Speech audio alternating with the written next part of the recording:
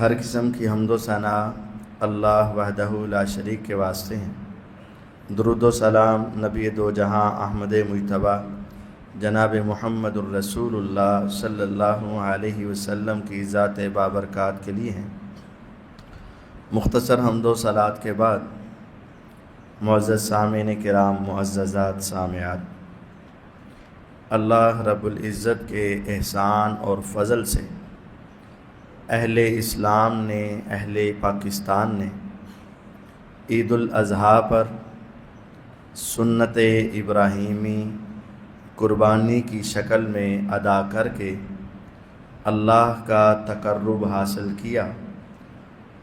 اللہ تعالیٰ سب اہل اسلام کی قربانی قبول فرمائے، اور جو نہیں کر سکے اللہ تعالیٰ نیت کا ہی ثواب عطا کر کے ان کو بھی اپنے مقربین میں شامل فرمائے۔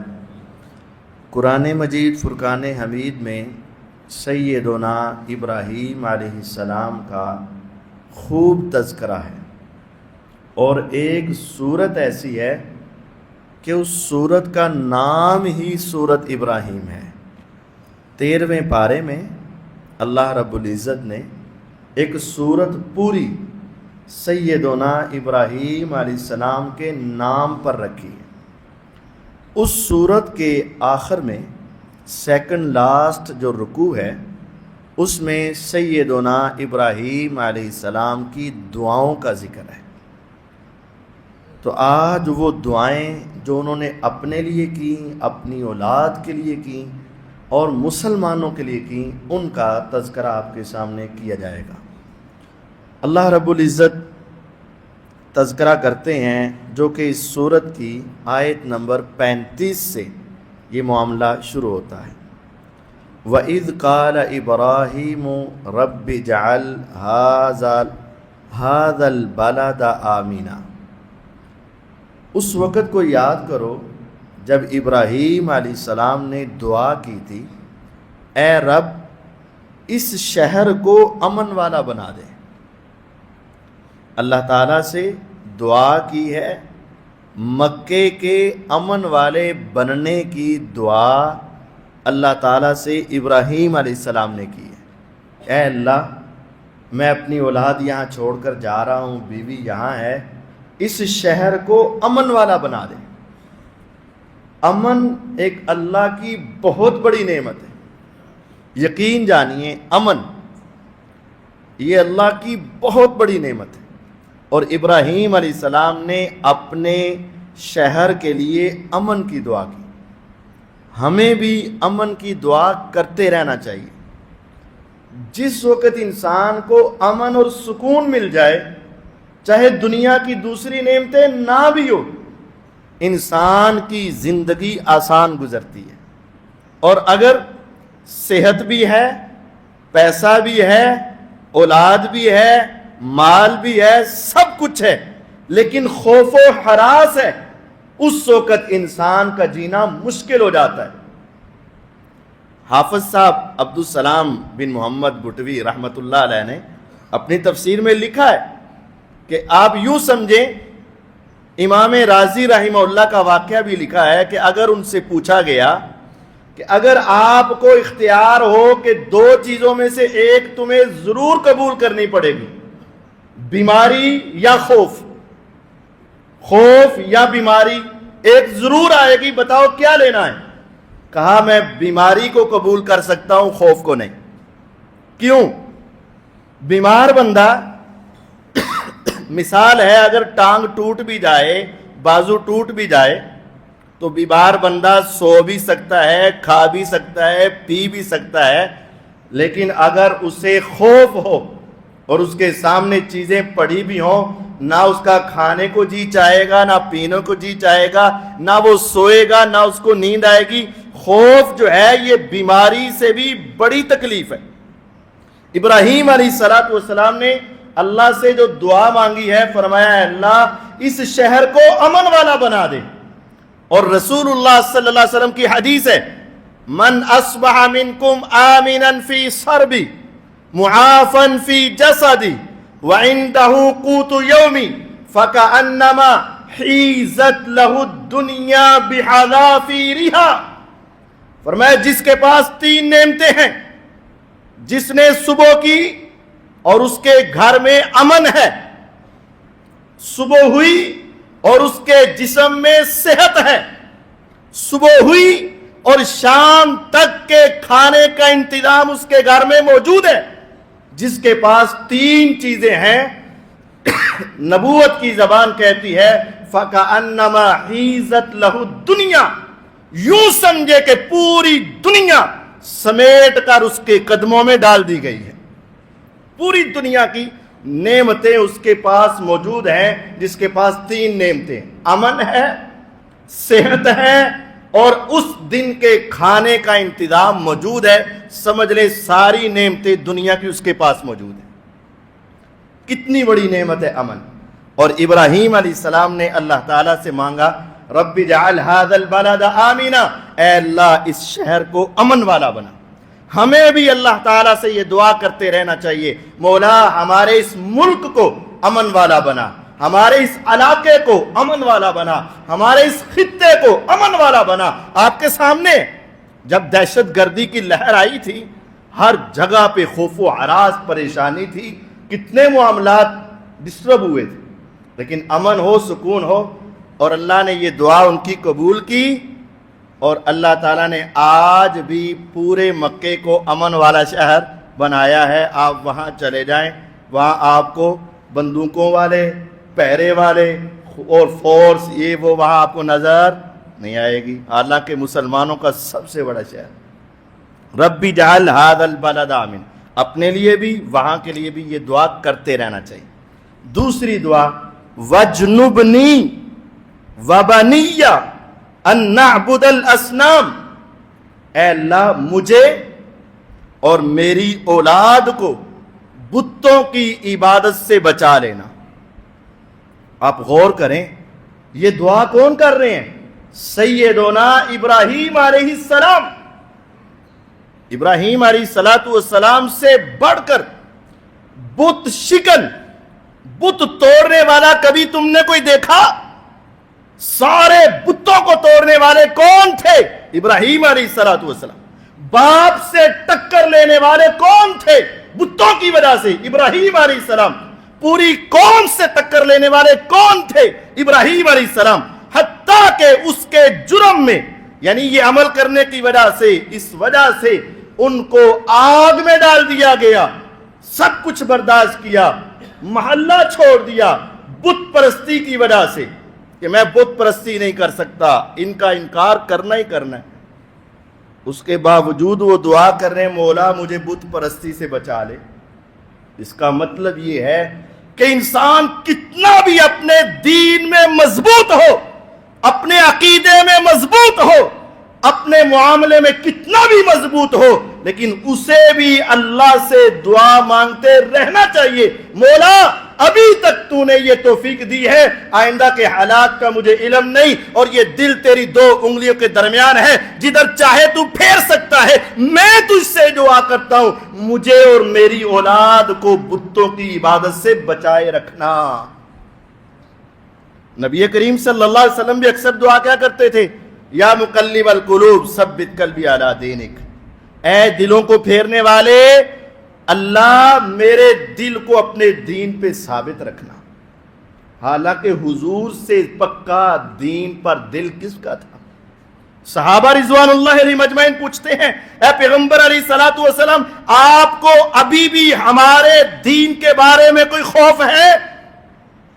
ہم نے آپ کا جب کلمہ پڑھا اولادیں چھوٹتی ہیں چھوٹ جائیں، گھر چھوڑنے پڑے چھوڑ دیے، رشتہ دار چھوڑنے پڑے چھوڑ دیے، ساری دنیا سے کٹ کر ہم نے آپ سے تعلق جوڑ لیا اور اللہ کی وحدانیت کا اقرار کیا، کیا ابھی بھی ہمارے بارے میں آپ کو کوئی خوف و خطرہ ہے؟ فرمایا ہاں، ساری انسانیت کے دل اللہ کی 2 انگلیوں کے درمیان ہے، جدھر چاہتا ہے پھیر سکتا ہے۔ اسی لیے نماز کی ہر رکعت میں تم دعا پڑھتے ہو، پڑھ تو نماز ہی رہے ہو، لیکن دعا کیا؟ اہدنا الصراط المستقیم، صراط مستقیم پر تو تم ہو، لیکن پھر دعا مانگتے ہو یا اللہ آئندہ بھی اس پر قائم رکھنا۔ اگر ابراہیم علیہ السلام کو اس دعا کی ضرورت ہے، اے اللہ مجھے اور میری اولاد کو بتوں کی عبادت سے بچا لینا، تو اللہ کی قسم تمہیں اور مجھے اس دعا کی اشد ضرورت ہے۔ ہم دیکھتے ہیں کتنے ایسے لوگ ہیں، کتنے ایسے علماء ہیں، کتنے ایسے محدثین گزرے اور کتنے ایسے مسجد کے نمازی ہیں، والدین تہجد گزار لیکن اولادیں بے نماز، والدین توحید کا ساری زندگی پرچار کرنے والے اور اولادیں عقیدہ خراب، بیڑا غرق ہو گیا، دوستی لگ گئی کسی دو اور سے اور عقیدہ خراب، یاری لگ گئی کسی اور سے اور پوری نسلیں برباد، رشتہ داری ہو گئی کسی اور خاندان سے، پورے خاندان برباد ہو گئے، حالانکہ ان کے باپ دادا پکے توحید پرست تھے، حالانکہ ان کے باپ دادا پکے نمازی تھے، حالانکہ ان کے باپ دادا دین کے اوپر پہرا دینے والے تھے، لیکن اگلی نسلیں کیا ہو گئیں؟ برباد ہو گئیں۔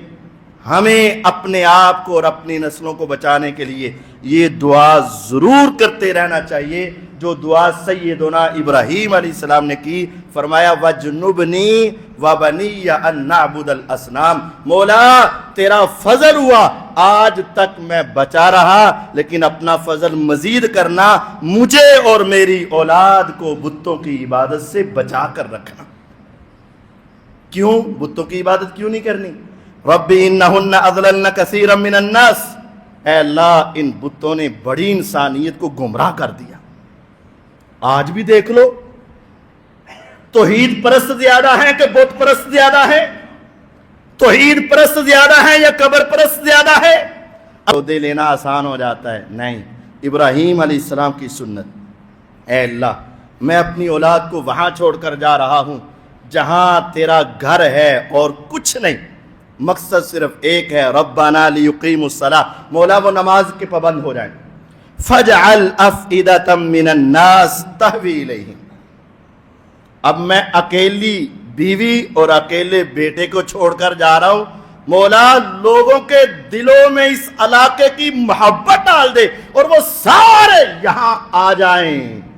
فَاجْعَلْ بنا دے، أَفْئِدَةً مِّنَ النَّاسِ لوگوں کے دل، ایک ہوتا ہے قلوب دل قلب، ایک ہوتا ہے فؤاد افئدہ، دونوں دل کو کہتے ہیں لیکن قلوب پورے دل کا نام ہے اور فؤاد دل کے اندرونی حصے کا نام ہے، یعنی اللہ ان کے دلوں کے اندر تک اس علاقے کی محبت پیدا فرما دے۔ تہوی الیہم، یہ ان کی طرف دوڑتے ہوئے آئیں۔ ہوا یہوی کا معنی اوپر سے نیچے گرنا، اوپر سے کوئی چیز گرائیں تو تیزی سے آتی ہے، ان کے دلوں میں ایسی محبت ڈال دے کہ تیزی سے اس علاقے کی طرف آ جائیں۔ اور آج اللہ تعالیٰ نے ان کی دعا قبول کی اور ساری دنیا کے مسلمانوں کے دل میں ایک ہی علاقے کی محبت موجود ہے۔ ساری دنیا کے مسلمان، آج تم دنیا میں سیر و تفریح کرتے ہو، ایک علاقے میں ایک مرتبہ گئے، اسی علاقے میں 2 مرتبہ گئے، اسی علاقے میں تیسری مرتبہ جانے کا پروگرام بنے تو تم کہتے ہو نہیں یار اب کسی اور جگہ چلو، لیکن اس علاقے کی محبت اس دعا کی برکت سے اللہ نے ایسی بنائی ہے، جو جاتا ہے وہ دوبارہ جانے کے لیے تڑپتا ہے، جو نہیں جا سکا وہاں جانے کے لیے ترستا ہے، وہ 10 مرتبہ بھی چلا جائے وہ 11ویں مرتبہ بھی جانے کے لیے تڑپ رہا ہے، مولا کوئی اسباب بنا دے میں دوبارہ وہاں جانا چاہتا ہوں۔ اور ہر مرتبہ عظیم لذت آتی ہے، عظیم لطف آتا ہے، ایمان کے اندر بڑھوتی ہوتی ہے اور انسان وہاں جا کر سکون میں آتا ہے۔ یہ دعا ہے سیدنا ابراہیم علیہ السلام کی، فَاجْعَلْ أَفْئِدَةً مِّنَ النَّاسِ تَهْوِي إِلَيْهِمْ، مولا لوگوں کے دل اس کی طرف مائل فرما دے۔ وَارْزُقْهُم مِّنَ الثَّمَرَاتِ، اے اللہ ان کو پھلوں کا رزق دے دے۔ میں دیکھ رہا ہوں یہ علاقہ ایسا ہے کہ ایک بھی سبزے کا پتا نہیں ہے، یہاں سارے چٹیل پہاڑ ہیں اور کالے سیاہ دھوپ سے جلے ہوئے پہاڑ ہیں، لیکن مولا تو چاہے تو اس بیابان جنگل میں بھی ان کو پھلوں کا رزق دے سکتا ہے۔ یہ دعا کی، آپ اپنے لیے دعا کیا کریں، اپنی اولاد کے لیے دعا کیا کریں، اپنے محلے کے لیے دعا کیا کریں۔ وَارْزُقْهُم مِّنَ الثَّمَرَاتِ، مولا ان کو پھلوں کا رزق دے دے۔ اللہ تعالیٰ سے دعا کی۔ آج مکے میں، پورے مکے میں کہیں زراعت نہیں ہے، کھیتی باڑی نہیں ہے، لیکن پورے مکے میں ہر قسم کا پھل وہاں موجود ہے۔ وَارْزُقْهُم مِّنَ الثَّمَرَاتِ لَعَلَّهُمْ يَشْكُرُونَ، تاکہ یہ تیرا شکر ادا کرے۔ پھر آگے یہ کچھ باتیں مانگ لیں اور آگے کہا ربنا انک تعلم ما نخفی وما نعلن، اے ہمارے رب تو جانتا ہی ہے جو مانگ کر، اونچی مانگ کر میں تیرے سامنے التجائیں کر رہا ہوں وہ بھی جانتا ہے، اور جو میرے ابھی دل میں چھپی ہوئی باتیں ہیں تو ان کو بھی جانتا ہے۔ کچھ دعائیں ایسی ہوتی ہیں جو انسان سب کے سامنے کر لیتا ہے، کچھ دعائیں ایسی ہوتی ہیں جو انسان چاہتا ہے بس میں اور میرے رب کے درمیان رہے۔ تو یہ جملہ انہوں نے بولا ربنا انک تعلم ما نخفی وما نعلن، مولا جو میں تیرے سامنے کہہ رہا ہوں اسے بھی تو جانتا ہے، اور جو میں اندر چھپا کے رکھ رہا ہوں اسے بھی تو جانتا ہے۔ جو مانگ لیا وہ بھی عطا کر دے، جو نہیں مانگا وہ بھی عطا فرما دے۔ وما یخفی علی اللہ من شیء، اللہ کے اوپر تو کوئی چیز مخفی نہیں، فی الارض ولا فی السماء، چاہے وہ زمین کی چیز ہو، چاہے آسمانوں کی ہو، چاہے دلوں کے راز ہوں، اللہ پر کوئی چیز مخفی نہیں۔ اور اس کے بعد اب دعا کا ایک اور انداز فرمایا الحمدللہ الذی وہب لی علی الکبر اسماعیل و اسحاق، ساری تعریفیں اللہ کی۔ کس اللہ کی؟ جس نے مجھے عطا کیا، وہابا عطا کیا، ہبہ کیا، علی الکبر بڑھاپے کے عالم میں کیا عطا کیا؟ اسماعیل اور اسحاق علیہم السلام، یہ دو دیے مجھے۔ یہ بعد کی دعا ہے، وہ دعائیں پہلے کی تھیں، اب یہ بعد کی دعا ہے۔ اب دعا کا انداز سمجھا دیا۔ دعا کے آغاز میں اللہ کا کیا کیا؟ شکر ادا کیا، اللہ کی تعریف۔ پھر اللہ کے احسانات کا تذکرہ کیا، مولا تیری تعریفیں ہیں، تیرے میرے اوپر احسان ہے، میں بوڑھا ہو چکا تھا، اولاد نہ ہونی تھی اس وقت اولاد کی امید ختم تھی، لیکن تو نے ایک نہیں دو دیے، اور ایسے دیے کہ رہتی دنیا تک جتنے نبی آئے صرف ان دو کی نسل سے آئے، وہ ایسے عظیم پیغمبر عطا کیے۔ اب یہ کیا ہے؟ جب دعا مانگنی ہے تو دعا کے آغاز میں اللہ کی تعریف کرنی ہے، اور جو اس نے تمہارے اوپر احسانات کیے ہیں پہلے اس کا تذکرہ کرنا۔ دعا شروع کرو تو کہو مولا تو نے مجھے صحت دی، اللہ تو نے مجھے مال دیا، مولا تو نے مجھے اولاد دی، مولا تو نے مجھے یہ ساری نعمتیں دی۔ پہلے اللہ تعالیٰ کی نعمتوں کا تذکرہ کریں، اللہ کا شکر ادا کریں، اور پھر آخر میں جو دعا ہے وہ ساتھ وہ دعا بھی بتا دیں۔ اللہ تعالیٰ کی تعریف، الحمدللہ، ساری تعریفیں اللہ کی۔ کس اللہ کی؟ الذی وہب لی علی الکبر، بڑھاپے کے عالم میں، مایوسی کے عالم میں، نا امیدی کے عالم میں، جب دنیا کے سارے اسباب ظاہری ختم ہو چکے تھے، اس عالم میں اللہ نے مجھے عطا کیا تو کیا؟ اسماعیل علیہ السلام اور اسحاق علیہ السلام۔ ان ربی لسمیع الدعاء، یقیناً میرا رب دعا کو سننے والا ہے، میرا رب دعا سنتا ہے۔ دعا سنتا ہے مطلب دعاؤں کو قبول کرتا ہے۔ جس طرح ہم کہتے ہیں نا اودی تے سنی گئی، اس کا مطلب ہے کہ اس کی دعا قبول ہو گئی۔ تو یہ بتایا ہے کہ میرا رب دعاؤں کو قبول کرتا ہے۔ ابراہیم علیہ السلام نے اولاد کے ملنے پر تعریف کس کی؟ اللہ کی۔ یہ نہیں کہا کہ میں پیغمبر ہوں، میں اولاد دیتا ہوں، یہ نہیں کہا یہ تو میرے اختیار میں ہے، یہ نہیں کہا یہ تو ہمارا کام ہے، یہ ہماری ڈیوٹی ہے۔ اگر ابراہیم علیہ السلام کو اولاد اللہ دیتا ہے اور وہ اللہ کی تعریف کرتے ہیں تو اللہ کی قسم ساری دنیا کے ولی مل جائیں ابراہیم علیہ السلام کا مقابلہ نہیں کر سکتے۔ تو جب ساری نبیوں کے جد الانبیاء جو ہیں وہ اولاد اللہ سے مانگ رہے ہیں، اللہ دے دے اس کی تعریف کر رہے ہیں، تو آج بھی عقیدہ رکھنا چاہیے کہ اولاد آج بھی اللہ دیتا ہے۔ پھر آگے جو دعا کی ہے نا وہ دعا بڑی سمجھ لو، رب اجعلنی مقیم الصلاۃ ومن ذریتی، اے میرے رب مجھے نمازی بنا دے اور میری اولاد کو بھی نمازی بنا دے. آپ غور کریں، اگر انبیاء علیہ السلام یہ دعا کر رہے ہیں اللہ مجھے نمازی بنا دے، کیا وہ نماز نہیں پڑھتے تھے؟ اللہ کی قسم ان کی ایک نماز بھی نہیں چھوٹی ہوگی. لیکن وہ پھر بھی اللہ سے کیا دعا مانگ رہے ہیں؟ ربی جعلنی مقیم الصلاۃ، مجھے نمازی بنا دے. اور اپنی اولاد کے لیے بھی یہ دعا ہے وَمِن ذُرِّيَّتِي، میری اولاد کو بھی نمازی بنا دے.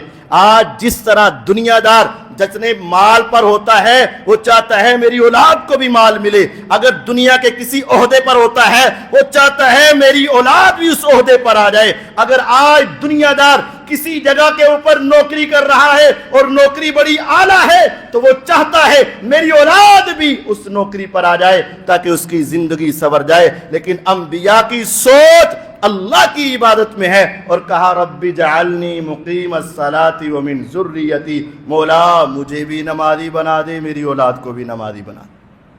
اچھا یہ دعا کی تو صرف دعا نہیں تھی، پہلے اولاد کے نمازی بننے کے اسباب پیدا کیے.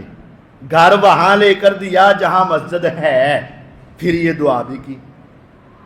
اس کا مطلب یہ ہے کہ پہلے آپ اسباب بھی پیدا کرو اور پھر دعا بھی کرو. اور دوسری بات، پہلے اپنے نمازی ہونے کی دعا کی، بعد میں اولاد کے نمازی ہونے کی دعا کی.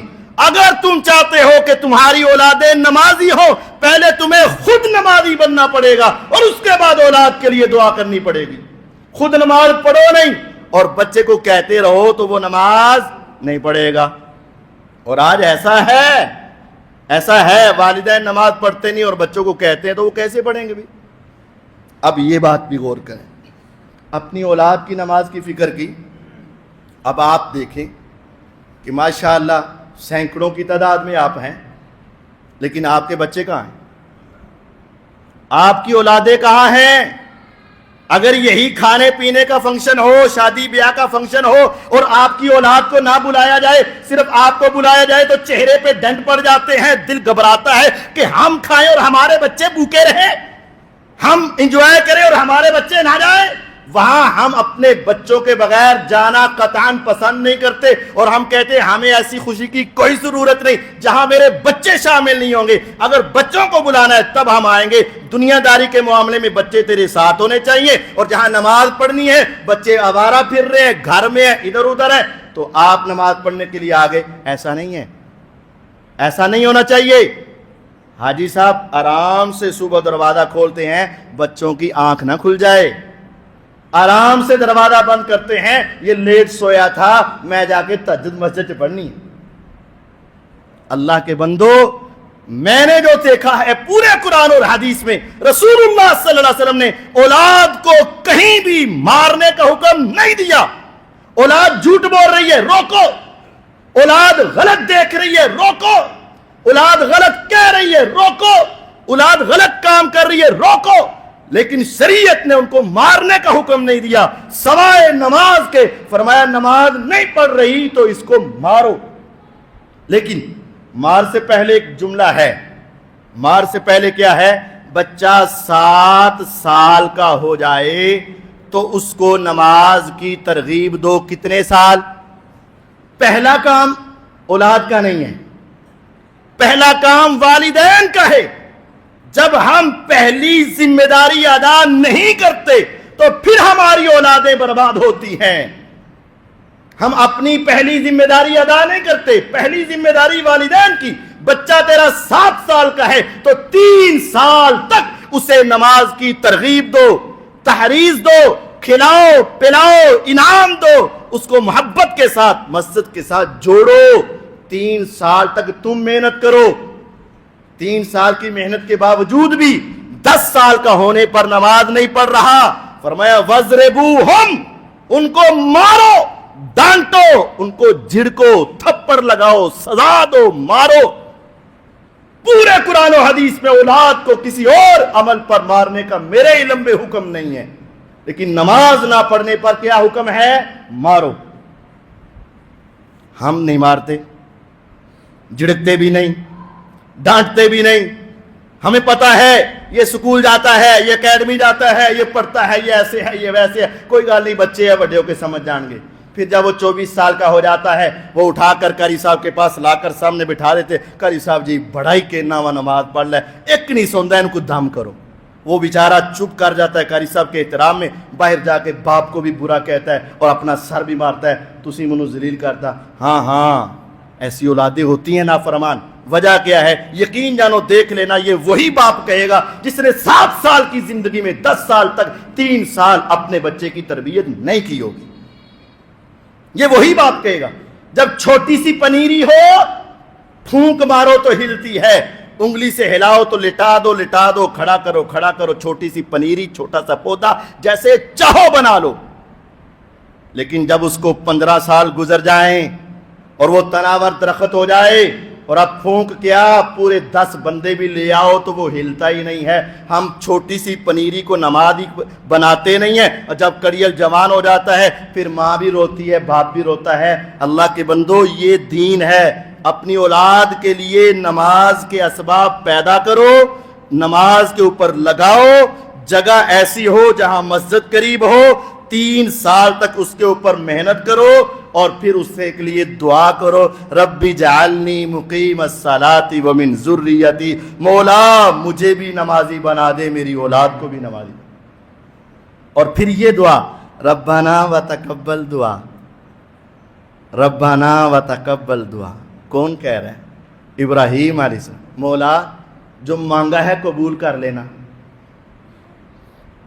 اگر ابراہیم علیہ السلام دعا قبول کروانے کی بھی اللہ سے دعا کر رہے،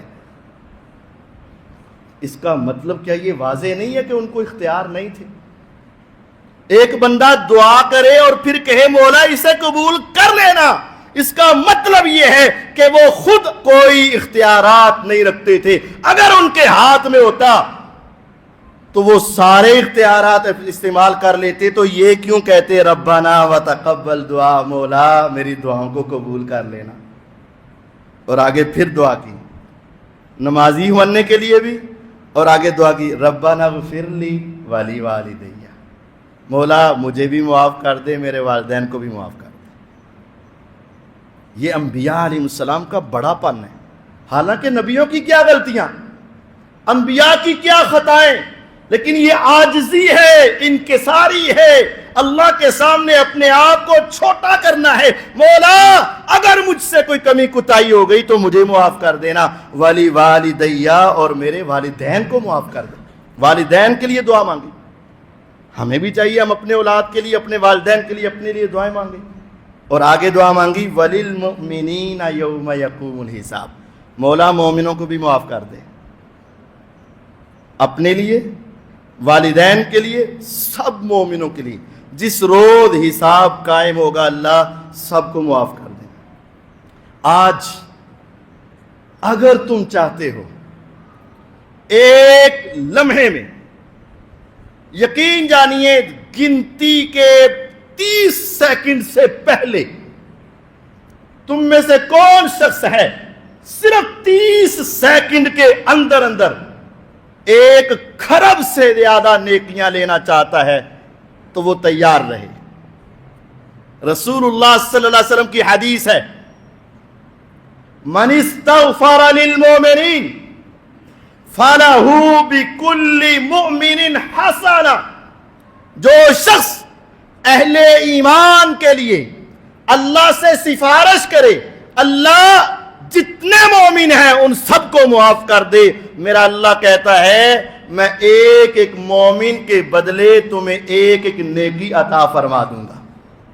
اب آپ سوچیں اس پورے علاقے میں کتنے مومن ہوں گے؟ ہزاروں ہوں گے نا پورے علاقے میں۔ پورے لاہور میں کتنے مومن ہوں گے؟ پورے صوبہ پنجاب میں کتنے مومن ہوں گے؟ پورے پاکستان میں کتنے مومن ہوں گے؟ پورے ایشیا میں کتنے مومن ہوں گے؟ پوری دنیا میں آج کتنے مومن ہوں گے؟ کوئی انسان شمار نہیں کر سکتا۔ اور پوری دنیا کے مومن، اور پھر آدم علیہ السلام سے لے کر آج تک کتنے مومن اس دنیا سے گزر چکے ہوں گے؟ دنیا کا کوئی انسان ان کو شمار نہیں کر سکتا. صرف ایک ذات ہے جس کو معلوم ہے کہ انسانیت کے آغاز سے لے کر آج تک کتنے مومن اس دنیا میں زندہ ہیں اور کتنے فوت ہو چکے ہیں. نبوت کی زبان موتیوں سے قیمتی، پہاڑوں سے ٹھوس، خوشبوؤں سے معطر میرے آقا کا فرمان ہے. جو شخص یہ کہے اے اللہ تمام مومنوں کو معاف فرما، تمہارا یہ کہنا ہوگا اور اللہ ہر مومن کے بدلے ایک ایک نیکی تیرے نامہ اعمال میں شامل فرما دیں گے. اور آپ یہ دعا پڑھا کرو، نماز میں پڑھا کرو، تشہد کے آخر میں پڑھا کرو، ویسے ہی پڑھا کرو. ربنا اغفر لی ولوالدی، مولا مجھے معاف کر دے، میرے والدین کو معاف کر دے. وللمؤمنین، سارے مومنوں کو معاف کر دے، زندہ کو بھی معاف کر دے، فوت شدہ کو بھی معاف کر دے. تمہیں نہیں پتا چلے گا لیکن تمہارے نامہ اعمال میں کھرب ہا مومنوں کی جو تعداد ہے اور گزر چکی ہے ان کے برابر اللہ تمہارے نامہ اعمال میں نیکیاں عطا فرما دیں گے. کتنی خوبصورت دعا سیدنا ابراہیم علیہ السلام نے اپنے لیے، اپنی اولاد کے لیے، مومنوں کے لیے کی ہوئی ہیں. اللہ تعالیٰ مجھے اور آپ کو ان دعاؤں کو یاد کرنے، بار بار پڑھنے اور اس کے مطابق اپنی زندگی گزارنے کی توفیق عطا فرمائے. وآخر دعوانا ان الحمد للہ رب العالمین.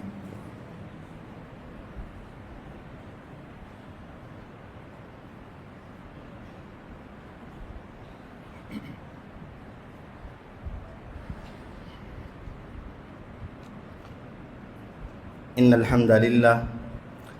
الحمد للہ نحمده ونستعینه ونستغفره ونعوذ باللہ من شرور انفسنا ومن سیئات اعمالنا من يهده الله فلا مضل له ومن يضلل فلا هادي له.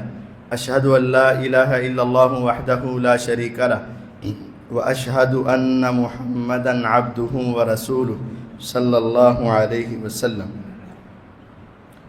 سیدنا ابراہیم علیہ السلام کے تذکرے اللہ رب العزت نے قرآن کے مختلف مقامات پر کیے اور 13ویں پارے میں اللہ تعالیٰ نے ایک سورت کا نام سورت ابراہیم ہی رکھا.